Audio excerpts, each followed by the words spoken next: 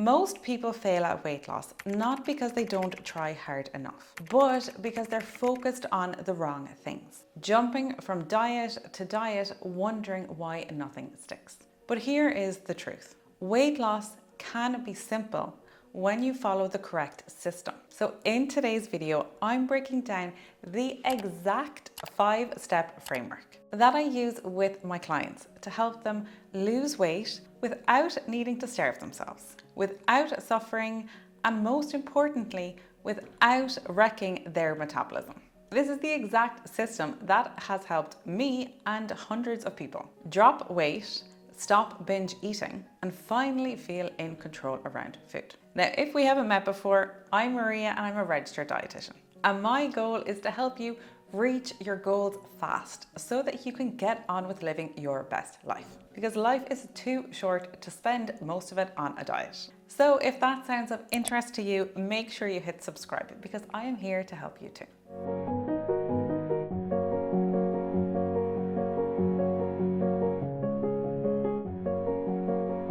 Now, this first step is about finding that low-hanging fruit. It's that one thing in your diet or your lifestyle that is holding you back. Too many people, they chase quick fixes or empty promises, when in reality, there is often one main issue that is sabotaging your progress, and it is often right in front of you. So in this step, you want to identify your worst habit around food, dieting, or exercise. And then you want to focus the majority of your effort on fixing that one constraint. For one of my clients recently, the main issue was late night overeating. She would eat really well all day, but then completely undo her progress with late night snacking.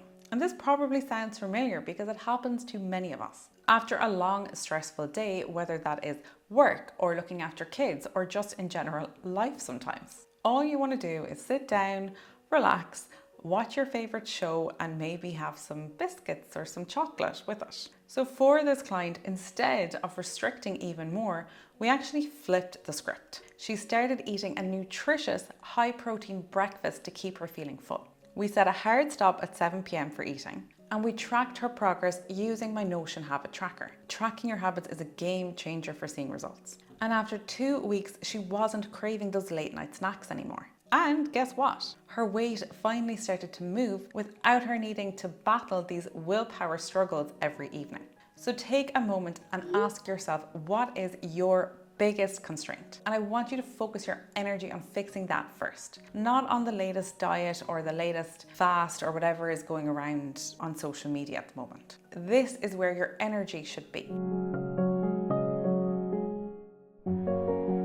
The next step is about getting your data. If you're not tracking, you are guessing. And guessing is not a very good weight loss strategy. So with my clients, we track weight. This could be 1 to 3 times a week, depending. We track inches because body composition matters just as much as the scales. And we also look at progress pics because they can tell a really good picture.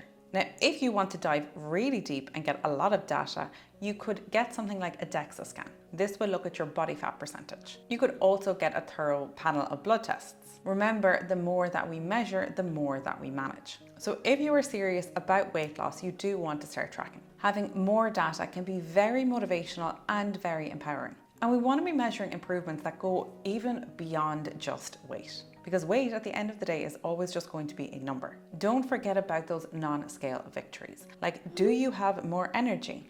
Are you sleeping better? Are you a nicer person to be around? Are you finally starting to crave healthier foods? Do you feel stronger and more confident in your body? Or it could be, for example, looking at your cholesterol levels. These can change within weeks of making positive dietary changes. And this is something that's going to impact not just your weight, but your overall health and your risk of developing chronic diseases later in life. And celebrating all of these wins can really help keep you motivated. Because the weight doesn't always move every week, but you can see improvements and adjustments in other areas. And this will motivate you to keep going. Now, I'm going to pause here and say that I do have good news. After a lot of demand, I have finally opened up my clinic spots again. So if you would like support and you would like to work with a dietitian one-to-one, I'll leave the booking link below for either myself or a member of my amazing dietetic team. And remember, check with your health insurance because dietitian fees are often reimbursable, depending on your plan. Now, one of the worst things that you can do when you're trying to lose weight is to downgrade your metabolism. And this is the number one mistake that I see. People go into hardcore calorie restriction without protecting their metabolism. And this is a big mistake because when your metabolism slows down, weight loss stalls, even if you are eating less. And the best way to avoid this is through the 2 W's, weights and walking. So for the client that I mentioned earlier, we talked about getting stronger in a few key movements: squats, push-ups, and lunges. You can do them at home. We also set a daily movement target of 10 to 15,000 steps every day. And even though this client was desk bound, we got creative and she got a walking pad that she put under her desk. And this was a huge benefit for her getting in those extra steps. 10 minutes of walking equates around 1,000 steps. And when you can make changes like this that fit very seamlessly into your daily routines, that's when you know you're onto a winner and that these habits are really going to be able to stick. Now, this client, she also didn't feel like going to the gym was going to be realistic for her because she had a lot of other commitments between school runs and after school activities, her own job, and just everything else. So we planned just short 20-minute strength sessions that she could do from the comfort of her own home. Perfect for squeezing in quickly in the morning or between other commitments without adding too much pressure. And this combination of the steps and that little bit of strength work, this preserves muscle and it keeps your metabolism high. And it helps your body burn fat efficiently without needing to spend hours in the gym or doing endless cardio.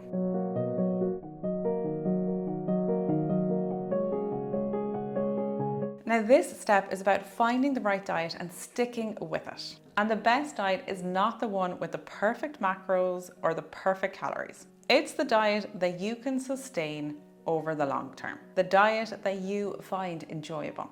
There doesn't need to be extreme restrictions. There does not need to be good versus bad foods. You just want a simple structure that makes healthy eating easy. And it can be a combination of finding the right timing for meals, the right type of foods, the right amount of protein and carbohydrates for your body. And it might take a little bit of trial and effort to find what is best for you because we are all different. But for this client, what we did was we really looked at her meal timing and we made sure that she every day had a really good solid breakfast, no matter what the morning was throwing at her. We didn't do anything like intermittent fasting because it just did not suit her lifestyle. But we did introduce a 7:30 p.m. cut-off time, basically dinner and done, which can be helpful for a lot of people.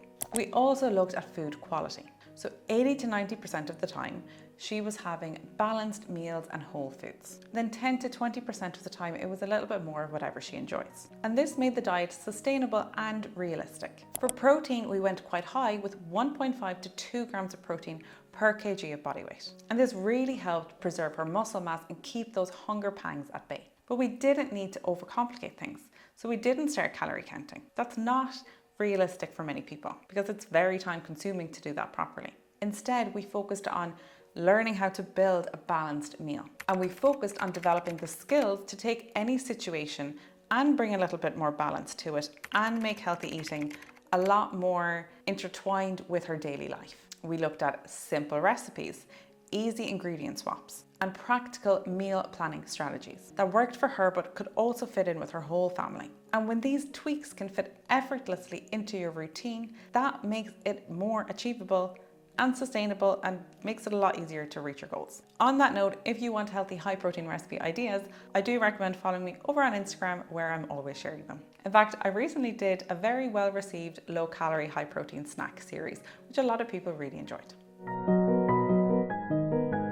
Now, the final step is to go strict and then go flexible. And this step is all about using that early motivation to your advantage. Now, if you know me, I'm not talking about going on any extreme initial diet, but most people do have the most motivation at the start of their weight loss journey. So why not capitalize on this? So for the first 2 weeks, I will often allow my clients to be a little bit stricter if they want to be. You don't have to. But if you're really eager and excited to make big changes and you want to do it, then I will work with you. Because what happens when you start making healthy eating changes is that your taste buds and your cravings begin to change. And this can make it 10 times easier to then stick with an 80-20 healthy lifestyle approach longer term. You also start to feel more energized, and seeing quick wins can help boost motivation to keep going. But here is the catch. You really do need to find the right balance if you're doing this. And this is why I always check in a lot with my clients, especially in the initial phases. Because if you tighten up too much and you make yourself miserable and you make too extreme changes early on,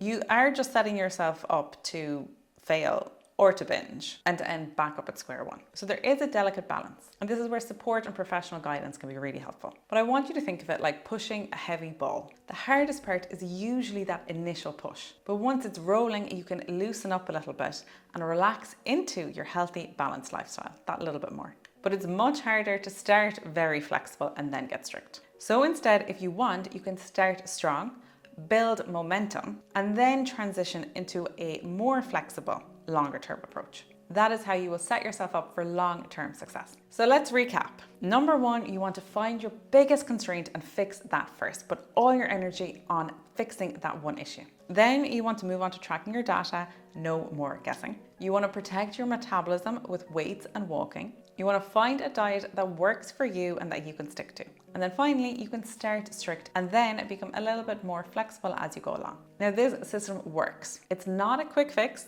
but it is a system for sustainable weight loss. Now, I want to hear from you. What is one thing that is holding you back from reaching your weight loss goals? Drop it in the comments because I want to make videos to help you. Now, if you found this video helpful, make sure to give the video a thumbs up because it really does help support my channel. Make sure you subscribe so you don't miss any future video uploads, and share it with a friend who might also find this content useful. As always, thank you very much for watching. Stay happy and stay healthy, and I'll see you again next week. Thanks for watching.